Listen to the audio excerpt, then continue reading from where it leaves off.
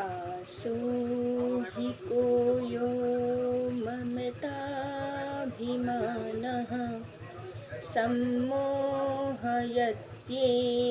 सुरेव का स्त्री को वा महान्धो मदनातुरो यः मृत्युश्च को वा पयशः स्वकीयम्।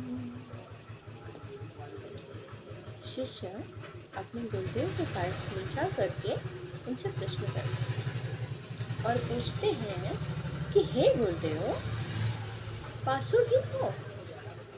पाश अर्थात फांसी। तो पूछते फांसी क्या है? और मदिरा की तरह क्या चीज निश्चय ही हमें मोहित कर देती है? मदिरा पीने वाला इंसान जो है एक तरीके से मोहित हो जाता है। उस समय उसे सही गलत का कुछ भी भान नहीं रहता। और फिर पूछते हैं, और बड़ा भारी अंधा कौन है? देखिए यहाँ पर प्रश्न क्या कर रहे हैं, बड़ा भारी अंधा कौन है? मतलब यहाँ पर नेत्रों से अंधे होने का प्रश्न नहीं है। नेत्र होते हुए भी जो अंधा है, जो देख पाने में असमर्थ है, नेत्र होने के बावजूद भी जो देख पाने में असमर्थ है, उसे कहा गया है बड़ा भारी अंधा है भाई ये तो। और फिर अगला प्रश्न करते हैं, कहते मृत्यु क्या है? और देखिए शिष्य के इन सारे प्रश्नों का गुरुदेव बड़ी सावधानी से और बड़े ही सीमित शब्दों में उत्तर देते हैं। शिष्य ने प्रश्न किया ना, पासो ही को। गुरुदेव कहते हैं यो ममताभिमानः, अर्थात जो ममता है। ममता कहाँ होती है? मैं और मेरे में। तो कहते हैं जो मैं और मेरे का अभिमान है ना, वास्तव में वही फांसी है। फांसी माने क्या? हमारा दुख। फांसी से हमें कुछ सुख तो नहीं मिलता ना, हम दुखी होते हैं, हमें दर्द मिलता है, हमें तकलीफ होती है। तो वास्तव में हमें तकलीफ किससे होती है?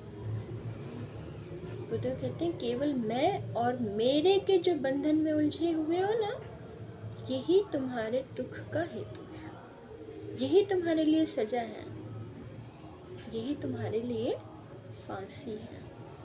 इसी से तुम्हें छुटकारा पाना है, इसी से तुम्हें बाहर निकलना है।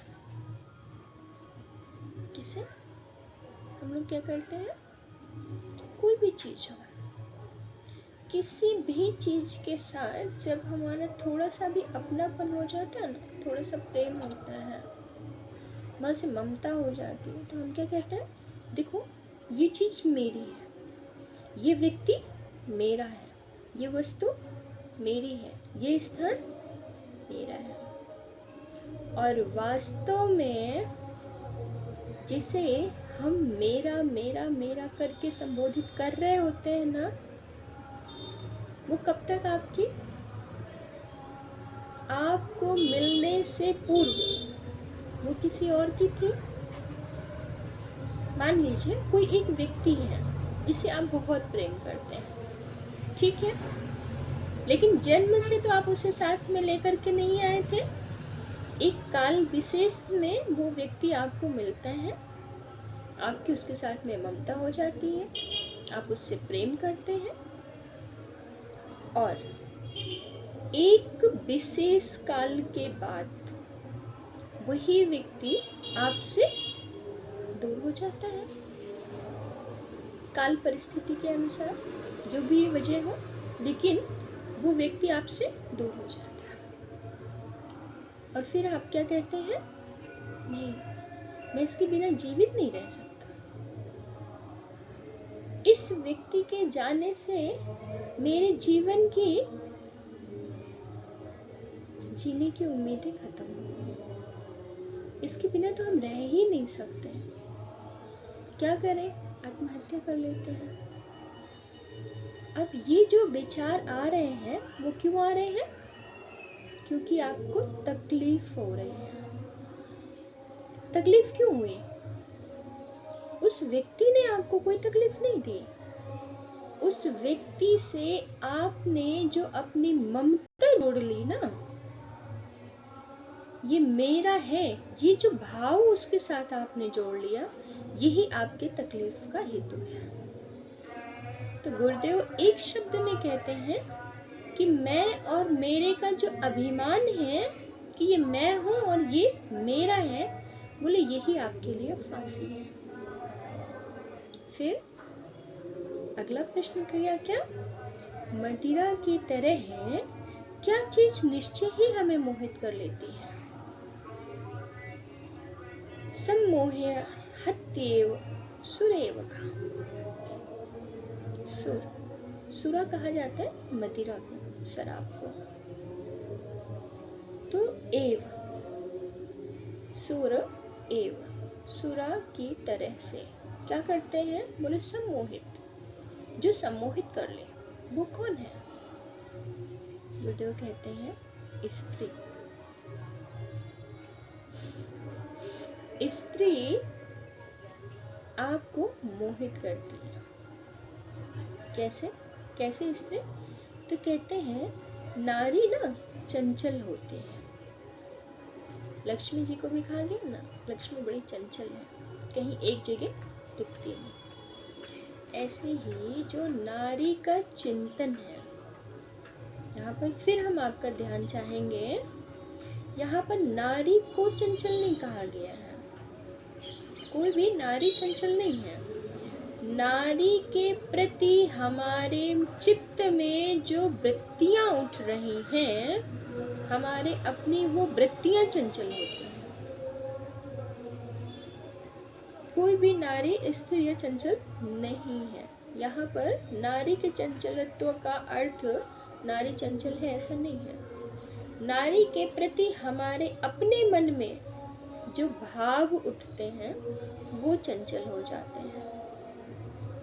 और खास करके क्या, स्पेशली ये पुरुष साधक के लिए ही कहा गया है कि किसी भी पुरुष साधक के लिए स्त्री का जो चिंतन है वो उसे मोहित कर देता है।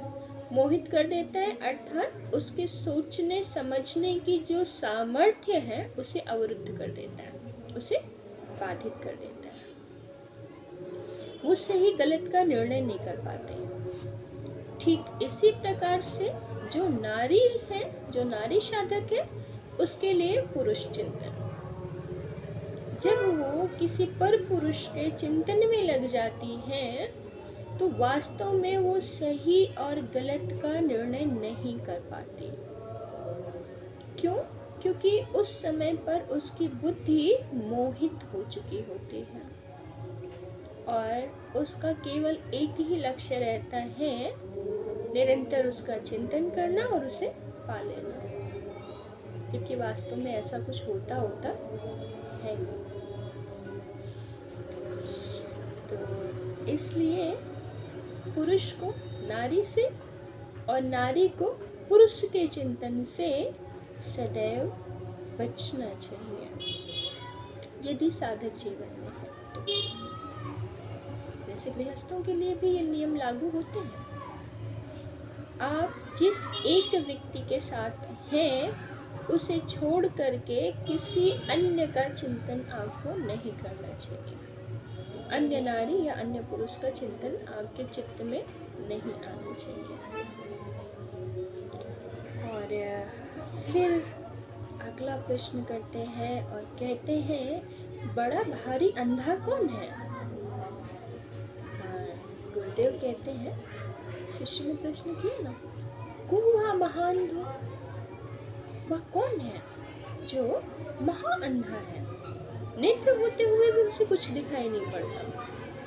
गुरुदेव कहते हैं मदन आतुर, जो काम के वशीभूत हो रखा है। तो जो कामवश व्याकुल व्यक्ति है वास्तव में वही अंधा है, क्योंकि जिस समय उसके अंदर काम वृत्ति उत्तेजित होती है उस समय उसे कुछ और दिखाई नहीं पड़ता।